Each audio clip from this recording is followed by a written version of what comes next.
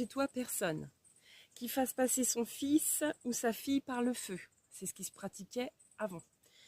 Personne qui exerce le métier de devin, d'astrologue, d'augure, de magicien, d'enchanteur, personne qui consulte ceux qui évoquent les esprits ou disent la bonne aventure, personne qui interroge les morts.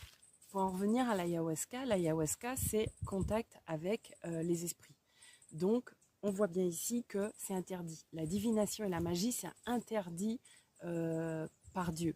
Alors, je vais t'expliquer un truc. Pourquoi est-ce que c'est interdit? Parce que des fois, on peut se rebeller, comme ça a été le cas pour moi, et dire, croire toutes sortes de choses par rapport à la Bible et croire qu'effectivement, ça a été écrit justement pour que tu connaisses pas la vérité. Or, c'est faux, parce que ça, c'est bien la parole de Dieu.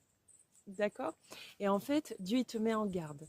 Il t'explique que si tu fais ces choses-là, que lui t'a interdit de faire, alors il te les interdit toujours par amour et par bienveillance. C'est vraiment c'est vraiment comme je l'appelle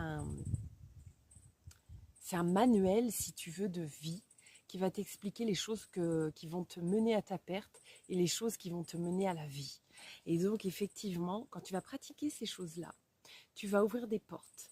Des portes, c'est invisible, bien sûr, mais c'est des portes, si tu veux, où les esprits mauvais vont en profiter pour rentrer. Parce que faut savoir que aussi bien il y a le royaume de lumière, aussi bien il y a le royaume des ténèbres. Et dans les royaumes des ténèbres, eh ben, il y a Satan. Et Satan, il connaît très très bien la parole de Dieu. Et il va la scruter, il la scrute tellement bien que dès que tu vas faire une faille, dès que tu vas faire un faux pas, il va s'engouffrer dans ta vie. Quand il va s'engouffrer dans ta vie, tu ne vas pas forcément le sentir, tu vois. Tu ne vas pas forcément sentir que... Mais c'est au fur et à mesure des années, des mois, des semaines, que tu vas voir qu'il va y avoir un changement dans ta vie. Il va y avoir beaucoup de conflits chez toi, notamment dans ton couple. Ça va commencer dans ton couple et puis avec tes enfants. Il va y avoir des difficultés auxquelles tu as beaucoup de mal à faire face.